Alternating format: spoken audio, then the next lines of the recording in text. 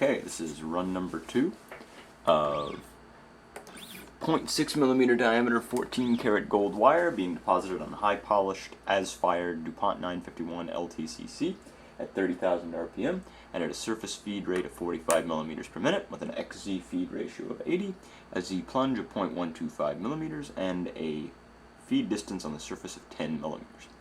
So without further ado, I'm going to start the spindle and start the deposition.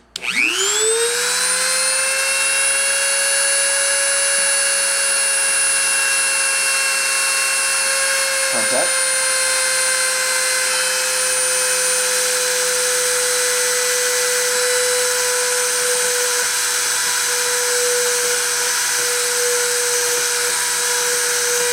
Starting deposition.